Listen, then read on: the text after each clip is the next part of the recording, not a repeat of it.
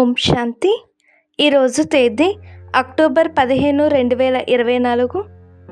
బాబా చెప్తున్నారు, మధురమైన పిల్లలు, పరస్పరం మీ అందరికీ ఐకమత్యం ఉంది. మీరు స్వయాన్ని ఆత్మగా భావిస్తూ ఒక తండ్రినే స్మృతి చేస్తారు. దానితో అన్ని భూతాలు పారిపోతాయి. బాబా ప్రశ్న అడుగుతున్నారు, పదం భాగ్యశాలులుగా అయ్యేందుకు ముఖ్యమైన ఆధారం ఏమిటి? బాబా జవాబు చెప్తున్నారు, బాబా ఏదైతే వినిపిస్తారో ఆ ఒక్కొక్క విషయమును ధారణ చేసేవారే పదం భాగ్యశాలులుగా అవుతారు. బాబా ఏమి చెబుతున్నారు మరియు రావణ సాంప్రదాయం వారు ఏమి చెబుతున్నారు అని మీరే నిర్ణయించుకోండి. బాబా ఏ జ్ఞానమునైతే ఇస్తారో దానిని బుద్ధిలో ఉంచుకోవాలి. స్వదర్శన చక్రధారులుగా అవ్వాలి. స్వదర్శన చక్రధారులుగా అవ్వడమే పదం భాగ్యశాలులుగా అవ్వటం. ఈ జ్ఞానము ద్వారానే మీరు గుణవంతులుగా అయిపోతారు. ఓం శాంతి. ఆత్మిక తండ్రిని ఇంగ్లీష్లో స్పిరిచువల్ ఫాదర్ అని అంటారు. మీరు సత్యుగంలోకి వెళ్ళినప్పుడు ఇంగ్లీష్ మొదలైన ఇతర భాషలేవి అక్కడ ఉండవు. సత్యుగంలో మన రాజ్యం ఉంటుందని మీకు తెలుసు. అందులో మన భాష ఏదైతే ఉంటుందో అదే నడుస్తుంది. మళ్ళీ ఆ తర్వాత ఆ భాష మారిపోతూ ఉంటుంది. ఇప్పుడైతే అనేక భాషలు ఉన్నాయి. ఏ రాజు ఉంటాడో ఆ రాజు భాష ప్రచారంలో ఉంటుంది. ఇది పిల్లలందరికీ తెలుసు. అన్ని సెంటర్లో ఉన్న పిల్లలందరి మతము ఒక్కటే. స్వయాన్ని ఆత్మగా భావించాలి మరియు ఒక్క తండ్రినే స్మృతి చేయాలి. తద్వారా భూతాలన్నీ పారిపోతాయి. తండ్రి పతిత పావనుడు. పంచభూతాలైతే అందరిలోనూ ప్రవేశించి ఉన్నాయి. ఆత్మలోకే భూతాలు ప్రవేశిస్తాయి. ఈ వికారాలకు లేక భూతాలకు దేహాభిమానము, కామము, క్రోధము మొదలైన పేర్లను పెట్టడం జరిగింది. ఈశ్వరుడు సర్వవ్యాపి కాదు. ఎవరైనా ఈశ్వరుడు సర్వవ్యాపి అని అన్నట్లయితే సర్వం వ్యాపించి ఉన్నవి ఆత్మలు మరియు వాటిలో ప్రవేశించినవి పంచవికారాలు సర్వవ్యాపి అని చెప్పండి. అంతేకాని పరమాత్మ సర్వులలో విరాజమానమై ఉన్నారు అని కాదు. పరమాత్మలో పంచభూతాలు ఎలా ప్రవేశిస్తాయి? ఒక్కొక్క విషయాన్ని బాగా ధారణ చేయవలసి ఉంటుంది. అప్పుడే మీరు పదం భాగ్యశాలులుగా అవుతారు. ప్రపంచంలోని రావణ సాంప్రదాయం వారు ఏం చెబుతున్నారు మరియు తండ్రి ఏం చెబుతున్నారు మీరే నిర్ణయించండి. ప్రతి ఒక్కరి శరీరంలోనూ ఆత్మ ఉంది. ఆ ఆత్మలో పంచవికారాలు ప్రవేశించి ఉన్నాయి. శరీరంలో కాదు, ఆత్మలో పంచవికారాలు లేక భూతాలు ప్రవేశిస్తాయి. సత్యుగంలో ఈ 5 భూతాలు ఉండవు. దాని పేరే దైవీ ప్రపంచం. ఇది అసురీ ప్రపంచం. అసురులనే డెవిల్స్ అని అంటారు. ఎంతగా తేడా ఉంది! రాత్రికి పగలకి ఉన్నంత తేడా అయితే ఉంది. ఇప్పుడు మీరు పరివర్తన చెందుతారు. అక్కడ మీలో ఎటువంటి వికారము, ఎటువంటి అవగుణము ఉండదు. మీలో గుణాలు సంపూర్ణంగా ఉంటాయి. మీరు 16 కళల సంపూర్ణులుగా అవుతారు. మొదట అలా ఉండేవారు, మళ్ళీ కిందకు దిగుతారు. ఈ చక్రం గురించి మీకు ఇప్పుడే తెలిసింది. 84 జన్మల చక్రం ఎలా తిరుగుతుందో తెలిసింది. ఆత్మ అయిన మనకు స్వదర్శనము జరిగింది, అనగా ఈ చక్ర జ్ఞానం లభించింది. లేస్తూ, కూర్చుంటూ, నడుస్తూ మీరు మీ బుద్ధిలో ఈ జ్ఞానాన్ని ఉంచుకోవాలి. తండ్రి జ్ఞానాన్ని చదివిస్తారు. ఈ ఆత్మిక జ్ఞానం తండ్రి భారతదేశంలోకే వచ్చి ఇస్తారు. హమారా భారత్ అని అంటారు కదా. నిజానికి హిందుస్థాన్ అని అనడం తప్పు. భారతదేశం స్వర్గంగా ఉన్నప్పుడు కేవలం మన రాజ్యమే ఉండేదని, అప్పుడు ఇంకే ధర్మం ఉండేది కాదని, అది కొత్త ప్రపంచంగా ఉండేదని మీకు తెలుసు. కొత్త ఢిల్లీ అని అంటారు కదా. నిజానికి ఢిల్లీ యథార్థమైన పేరు ఢిల్లీ కాదు, దానిని ఫరిస్తాన్ అని పిలిచేవారు. ఇప్పుడైతే కొత్త ఢిల్లీ, పాత ఢిల్లీ అని అంటున్నారు. ఆ తర్వాత పాత ఢిల్లీ ఉండదు, అలాగే కొత్త ఢిల్లీ కూడా ఉండదు. దానిని పరిస్తాన్ అని అంటారు. ఢిల్లీని క్యాపిటల్ అని అంటారు. ఈ లక్ష్మీనారాయణ యొక్క రాజ్యం ఉంటుంది, మరియు ఇంకేమీ ఉండదు. మన రాజ్యమే ఉంటుంది. ఇప్పుడు రాజ్యం లేదు, కావుననే కేవలం మా భారతదేశము అని అంటారు. రాజులైతే లేరు. పిల్లలైన మీ బుద్ధిలో మొత్తం జ్ఞానం అంతా తిరుగుతూ ఉంటుంది. తప్పకుండా మొట్టమొదట ఈ విశ్వంలో దేవీ దేవతల రాజ్యం ఉండేది. అప్పుడు ఇంకే రాజ్యము లేదు. యమునా నది తీరం ఉండేది, దానిని ఫరిస్తాన్ అని అనేవారు. దేవతల రాజధానిగా ఢిల్లీయే ఉండేది. కావున అందరికీ ఆకర్షణ కలుగుతుంది. అది అన్నిటికన్నా పెద్దది కూడా. అది పూర్తిగా మధ్యలో ఉంది. పాపాలు తప్పకుండా జరిగాయని, పాపాత్ములుగా అయిపోయారని మధురాతి మధురమైన పిల్లలకు తెలుసు. సత్యుగంలో పుణ్యాత్మలుంటారు. తండ్రియే వచ్చి పావనంగా తయారు చేస్తారు. దానికి గుర్తుగా మీరు శివ జయంతిని కూడా జరుపుకుంటారు. జయంతి అన్న పదం అందరితోనూ కలుస్తుంది, కావున దానిని విశేషంగా శివరాత్రి అని అంటారు. రాత్రి అర్థం గురించి మీరు తప్ప ఇంకెవరూ అర్థం చేసుకోలేరు. మంచి మంచి విద్వాంసులు మొదలైన వారికి ఎవ్వరికి శివరాత్రి అంటే ఏమిటో కూడా తెలియదు. మరి వారేమి జరుపుకుంటారు? రాత్రి అర్థమేమిటో బాబా అర్థం చేయించారు.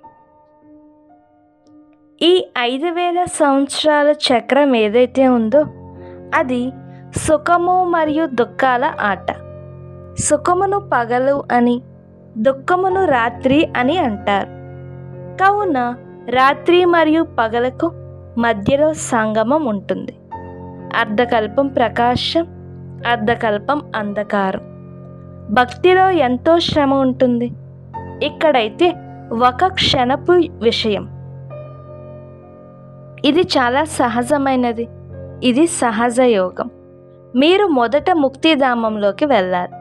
ఆ తర్వాత మీరు జీవన్ముక్తి మరియు జీవన బంధనంలోకి ఎంత సమయం ఉన్నారో అది పిల్లలైన మీకు గుర్తుంది.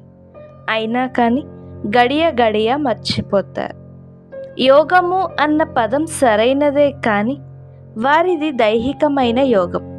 ఇది ఆత్మిక యోగం అని బాబా అర్థం చేయిస్తారు. సన్యాసులు అనేక రకాలైన హఠయోగాలు మొదలైన వాటిని నేర్పిస్తారు. దానితో మనుష్యులు తికమక పడతారు. పిల్లలైన మీకు వీరు తండ్రి మరియు శిక్షకుడు కూడా, కావున వారితో యోగమును జోడించవలసి ఉంటుంది కదా. టీచర్ ద్వారా చదువుకోవలసి ఉంటుంది. కొడుకు పుట్టినప్పుడు మొదట తండ్రితో యోగం ఉంటుంది. 5 సంవత్సరాల తర్వాత టీచర్తో యోగం జోడించవలసి ఉంటుంది. మళ్ళీ వానప్రస్థ అవస్థలో గురువుతో యోగమును జోడించవలసి ఉంటుంది. ముగ్గురు ముఖ్యంగా గుర్తుంటారు. అక్కడ వారు వేరువేరుగా ఉంటారు, కానీ ఇక్కడైతే తండ్రి ఒకేసారి వచ్చి తండ్రిగాను అవుతారు, శిక్షకునిగాను అవుతారు. ఇది చాలా అద్భుతమైనది కదా. ఇటువంటి తండ్రినైతే తప్పకుండా స్మృతి చేయాలి. జన్మ జన్మాంతరాలు ఈ ముగ్గురిని వేరువేరుగా తలుచుకుంటూ వచ్చారు. సత్యుగంలో కూడా తండ్రితో యోగం ఉంటుంది. ఆ తర్వాత శిక్షకునితో ఉంటుంది. చదువుకునేందుకైతే వెళ్తారు కదా, అక్కడ గురువు యొక్క అవసరమే ఉండదు. ఎందుకంటే అందరూ సద్గతిని పొంది ఉంటారు. ఈ విషయాలన్నిటినీ స్మృతి చేయడంలో కష్టమేముంది? ఇది పూర్తిగా సహజమైనది. దీనిని సహజ యోగము అని అంటారు, కానీ ఇది అసాధారణమైనది. నేను ఈ శరీరాన్ని అల్పకాలికంగా అద్దెకు తీసుకుంటాను. అది కూడా ఎంత తక్కువ సమయం తీసుకుంటాను. 60 సంవత్సరాల వయసులో వానప్రస్థ అవస్థ ఉంటుంది. 60 సంవత్సరాలు వచ్చాయంటే చేతిలోకి కర్ర వస్తుంది అని అంటారు. ఈ సమయంలో అందరికీ లాఠీ ఉంది. అందరూ వానప్రస్థ అవస్థలో నిర్వాణ ధామంలోకి వెళ్తారు. అది మధురమైన ఇల్లు, మధురాతి మధురమైన ఇల్లు. వారి కొరకే ఎంతో అపారమైన భక్తిని చేశారు. ఇప్పుడు చక్రమంతా తిరిగి వచ్చారు. మనుష్యులకి ఇదేమీ తెలియదు. తెలియకుండానే లక్షల సంవత్సరాల చక్రము అని అనేస్తారు. ఇది లక్షల సంవత్సరాల యొక్క విషయం అయినట్లయితే విశ్రాంతి లభించజాలదు. విశ్రాంతి లభించడమే కష్టమైపోయి ఉండేది. మీకు విశ్రాంతి లభిస్తుంది. దానిని సైలెన్స్ హోమ్, నిరాకార లోకము అని అంటారు. ఇది స్థూలమైన మధురమైన ఇల్లు. అది మూలధామము, మధురమైన ఇల్లు. ఆత్మ చాలా చిన్నని నక్షత్రం వంటిది. దానికన్నా తీవ్రంగా పరిగెత్తేది ఇంకేమీ ఉండదు. ఇది అన్నిటికన్నా చురుకైన, ఒక్క క్షణంలో శరీరం వదలగలిగే పరిగెడుతుంది. ఇంకొక శరీరం తయారుగా ఉంటుంది. డ్రామా అనుసారంగా, పూర్తి సమయం అనుసారంగా తాను వెళ్ళవలసిందే. డ్రామా ఎంత ఖచ్చితమైనది! ఇందులో ఖచ్చితం కానిది ఏమీ లేదు. ఇది మీకు తెలుసు. బాబా కూడా డ్రామా అనుసారంగా పూర్తిగా ఖచ్చితమైన సమయంలో వస్తారు. ఒక్క క్షణం తేడా కూడా ఉండజాలదు. వీరిలో తండ్రి అయిన భగవంతుడు ఉన్నారు అని ఎలా తెలుస్తుంది? వారు ఎప్పుడైతే జ్ఞానమును ఇస్తారో, పిల్లలకు కూర్చొని అర్థం చేయిస్తారో అప్పుడు తెలుస్తుంది. శివరాత్రిని కూడా జరుపుకుంటారు కదా. శివుడునైన నేను ఎప్పుడు వస్తాను, ఎలా వస్తాను అన్నది మీకు తెలియదు. శివరాత్రిని, కృష్ణరాత్రిని జరుపుకుంటారు. రాముని రాత్రిని జరుపుకోలేరు. ఎందుకంటే తేడా ఉంటుంది కదా. శివరాత్రితో పాటు కృష్ణరాత్రిని కూడా జరుపుకుంటారు. కానీ వారికి ఏమీ తెలియదు. ఇదంతా అసురీ రావణ రాజ్యం. ఇవి అర్థం చేసుకోవాల్సిన విషయాలు. వీరు తండ్రి తండ్రి అని వృద్ధులనే అంటారే కానీ చిన్న పిల్లలని అనరు. కొంతమంది ప్రేమతో పిల్లలను కూడా బాబా, తండ్రి అని అంటారు. అలాగే వారు కూడా కృష్ణుణ్ణి ప్రేమతో అలా అనేస్తారు. ఎప్పుడైతే పెద్దయ్యి పెరిగి పిల్లలకు జన్మనిస్తాడో అప్పుడు వారు బాబా అని అంటారు. కృష్ణుడు తాను స్వయమే యువరాజుగా ఉన్నాడు. అతడికి పిల్లలు ఎక్కడి నుండి వస్తారు? నేను వృద్ధ తనువులోకి వస్తాను అని బాబా అంటారు. ఇది శాస్త్రాలలో కూడా ఉంది. కానీ శాస్త్రాలలో అన్ని విషయాలు ఖచ్చితంగా ఉండవు. కొన్ని విషయాలు సరైనవిగా ఉంటాయి. బ్రహ్మ ఆయువు అనగా ప్రజాపిత బ్రహ్మ ఆయువు అని అంటారు. వారు తప్పకుండా ఈ సమయంలోనే ఉంటారు. బ్రహ్మ ఆయువు మృత్యులోకంలో అంతమవుతుంది. ఇది అమరలోకమేమీ కాదు. దీనిని పురుషోత్తమ సంగమ యుగము అని అంటారు. ఇది పిల్లలైన మీ బుద్ధిలో తప్ప ఇంకెవ్వరి బుద్ధిలోనూ ఉండజాలదు. మధురాతి మధురమైన పిల్లలు, మీకు మీ జన్మ గురించి తెలియదు.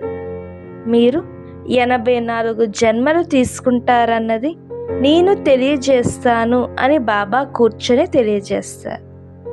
ఎలా తీసుకుంటారు? ఇది కూడా మీకు తెలిసిపోయింది. ప్రతి ఒక్క యుగపు యొక్క ఆయువు 1250 సంవత్సరాలు మరియు ఒక్కొక్క దానిలో ఇన్నిన్ని జన్మలు మీరు తీసుకున్నారు. 84 జన్మల లెక్క అయితే ఉంది కదా. 84 లక్షల జన్మల విషయం అయితే ఉండజాలదు. దీనిని 84 జన్మల చక్రము అని అంటారు. 84 లక్షల విషయం అయితే గుర్తుకు రాజాలదు. ఇక్కడ ఎంత అపారమైన దుఃఖం ఉంది. దుఃఖాన్నిచ్చే పిల్లలు ఎటువంటి జన్మను తీసుకుంటారు? దీనిని ఘోర నరకము, పూర్తి అశుద్ధమైన నరకము అని అంటారు. మనం కొత్త ప్రపంచంలోకి వెళ్ళేందుకు ఏర్పాట్లు చేస్తున్నామని ఇప్పుడు పిల్లలైన మీకు తెలుసు. పాపాలు అంతమైపోతే మనం పుణ్యాత్ములుగా అయిపోతాం. ఇప్పుడు ఇంకా ఎటువంటి పాపాలు చేయకూడదు. ఒకరిపై ఒకరు కామ వికారం నడపడం ఆది మధ్య అంతము దుఃఖాన్ని ఇవ్వటమే. ఇప్పుడు ఈ రావణ రాజ్యం పూర్తి అంతమవుతుంది. ఇప్పుడు ఇది కలియుగం యొక్క అంతిమము. ఈ మహాభారీ యుద్ధం చివరి యుద్ధం. ఆ తరువాత ఎటువంటి యుద్ధాలు ఉండవు. అక్కడ ఎటువంటి యజ్ఞాలు రచింపబడవు. యజ్ఞాలను రచించినప్పుడు అందులో ఆహుతులు వేస్తారు. పిల్లలు తమ పాత సామాగ్రినంతటిని స్వాహా చేసేస్తారు. ఇది రుద్ర జ్ఞాన యజ్ఞము అని ఇప్పుడు బాబా అర్థం చేయించారు. రుద్రుడు అని శివుడినే అంటారు. రుద్రమాల అని అంటారు కదా. నివృత్తి మార్గం వారికి, ప్రవృత్తి మార్గం వారికి ఆచార వ్యవహారాలేమీ తెలియవు. వారు ఇల్లు వాకిలను వదిలి అడవుల్లోకి వెళ్ళిపోతారు. దాని పేరే సన్యాసం. దేని సన్యాసము? ఇల్లు వాకిళ్ళ యొక్క సన్యాసం. ఒట్టి చేతులతో వెళ్తారు. మొదట గురువులు ఎంతగానో పరీక్షిస్తారు, పనులు చేయిస్తారు. మొదట భిక్షలో కేవలం పిండినే తీసుకునేవారు, వండినవి తీసుకునేవారు కారు. వారు అడవుల్లోనే ఉండాలి. అక్కడ కంద మూలలు, ఫలాలు మొదలైనవి లభిస్తాయి. ఈ గాయనం కూడా ఉంది. సన్యాసులు సతో ప్రధానంగా ఉన్నప్పుడు అవి తినేవారు. ఇప్పుడు ఏమేమి చేస్తూ ఉంటారో చెప్పటానికి వీల్లేదు. దీని పేరే వికారీ ప్రపంచం. అది నిర్వికారీ ప్రపంచం. కావున స్వయాన్ని వికారులము అని అర్థం చేసుకోవాలి కదా. సత్యగాని శివాలయము అని, నిర్వికారి ప్రపంచము అని అంటారు. ఇక్కడ అందరూ పతిత మనుష్యులే. కావున దేవీ దేవతలకు బదులుగా హిందువులు అన్న పేరును పెట్టేస్తారు. తండ్రి అయితే అన్ని విషయాలను అర్థం చేయిస్తూ ఉంటారు. నిజానికి మీరు అనంతమైన తండ్రి పిల్లలు. వారు మీకు 21 జన్మల వారసత్వాన్ని ఇస్తారు.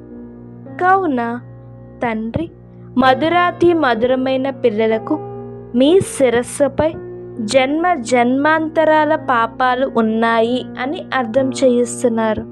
పాపాల నుండి ముక్తి అయ్యేందుకు మీరు హే పతిత పావన అని పిలుస్తారు. సాధు సన్యాసులు మొదలైన వారందరినీ పిలుస్తారు. అర్థం తెలుసుకోరు. అలాగే గాయనం చేస్తూ ఉంటారు, చప్పట్లు కొడుతూ ఉంటారు. పరమాత్మతో యోగమును ఎలా జోడించాలి, వారిని ఎలా కలుసుకోవాలి అని ఎవరైనా వారిని అడిగితే అతడు సర్వవ్యాపి అని అనేస్తారు. వారు చెప్పే దారి ఇదేనా? వేద శాస్త్రాలను చదవడం ద్వారా భగవంతుడు లభిస్తాడు అని అంటారు. ప్రతి 5000 సంవత్సరాల తర్వాత డ్రామా ప్లాన్ అనుసారంగా నేను వస్తాను అని బాబా అంటారు. ఈ డ్రామా రహస్యము గురించి తండ్రికి తప్ప ఇంకెవ్వరికీ తెలియదు. డ్రామా లక్షల సంవత్సరాలు ఉండజాలదు. ఇది 5000 సంవత్సరాల విషయం అని ఇప్పుడు తండ్రి అర్థం చేయిస్తారు. కల్పపూర్వం కూడా తండ్రి మన్మనాభవ అని అన్నారు. ఇది మహామంత్రం. ఇది మాయపై విజయాన్ని ప్రాప్తింపచేసే మంత్రం. తండ్రియే కూర్చొని అర్థాన్ని వివరిస్తారు. ఇంకెవరు ఇలా అర్థమును చెప్పరు. సర్వుల సద్గతి దాత ఒక్కరే అన్న గాయనం కూడా ఉంది కదా. వారు మానవ మాత్రులు ఎవ్వరూ కాజాలరు. ఇది దేవతల విషయం కూడా కాదు. అక్కడ అంతా సుఖమే సుఖం. అక్కడ భక్తి ఏమీ చేయరు. భగవంతుణ్ణి కలుసుకునేందుకు భక్తిని చేయడం జరుగుతుంది. సత్యుగంలో భక్తి అనేది ఉండదు. ఎందుకంటే అక్కడ 21 జన్మల వారసత్వం లభించి ఉంది. కావుననే దుఃఖంలో అందరూ స్మరణ చేస్తారు అని అంటారు.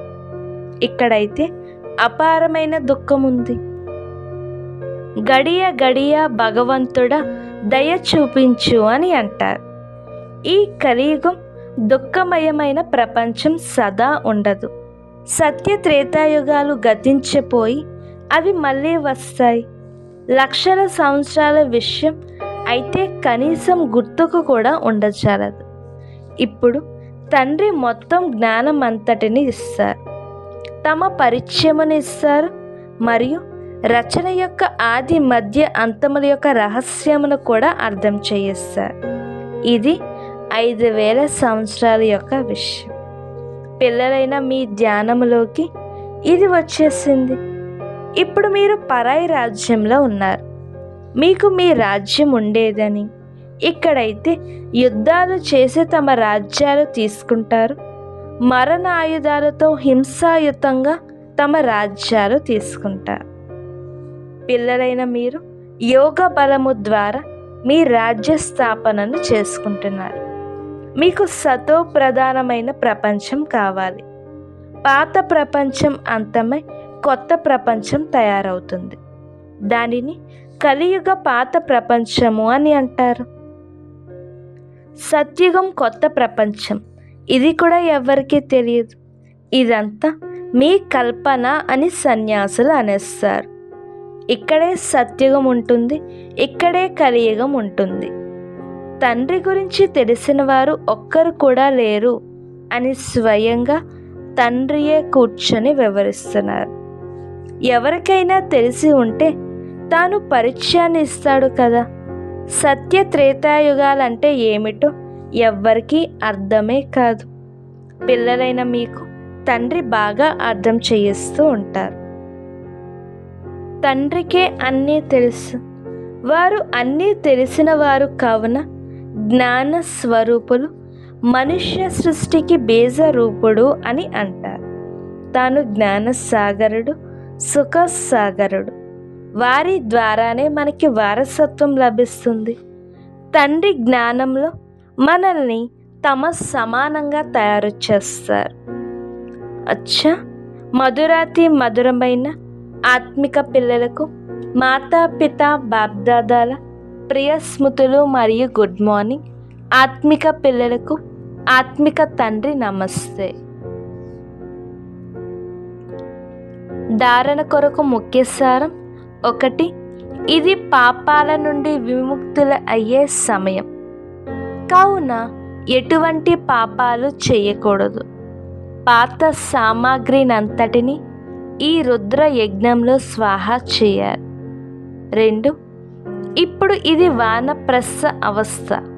కావున తండ్రి శిక్షకునితో పాటు సద్గురువుని కూడా స్మృతి చెయ్యాలి. మధురమైన ఇంటికి వెళ్ళేందుకు ఆత్మను సతో ప్రధానంగా అనగా పావనంగా తయారు చేసుకోవాలి. బాప్దాదా ఈరోజు వరదానం ఇస్తున్నారు. స్వచింతక భవ. మీ సూక్ష్మ బలహీనతలను చింతన చేసి పరివర్తన చేసే స్వచింతక భవ. బాబా విస్తారం చెప్తున్నారు. కేవలం జ్ఞాన పాయింట్ని రిపీట్ చేయటము, వినటము లేక వినిపించటమే స్వచింతన కాదు. కానీ స్వచింతన అనగా తమ సూక్ష్మ బలహీనతలను, తమ చిన్న చిన్న పొరపాట్లను చింతన చేసి తొలగించటము, పరివర్తన చేయటం. ఇదే స్వచింతకులుగా అవ్వటం. జ్ఞానం మనం ఏనైతే పిల్లలందరిలో చాలా బాగా చేస్తారు, కానీ జ్ఞానమును స్వయం పట్ల ఉపయోగించి ధారణ స్వరూపులుగా అవ్వటం, స్వయమును పరివర్తన చేయటం. దీనికే ఫైనల్ రిజల్ట్లో మార్కులు అనేవి లభిస్తాయి. బాబా స్లోగన్ ఇస్తున్నారు. ప్రతి సమయం చేసి చేయించే బాబా గుర్తున్నట్లయితే మైపన్ నాది, నా యొక్క అభిమానం రాజాలతో. ఓం శాంతి.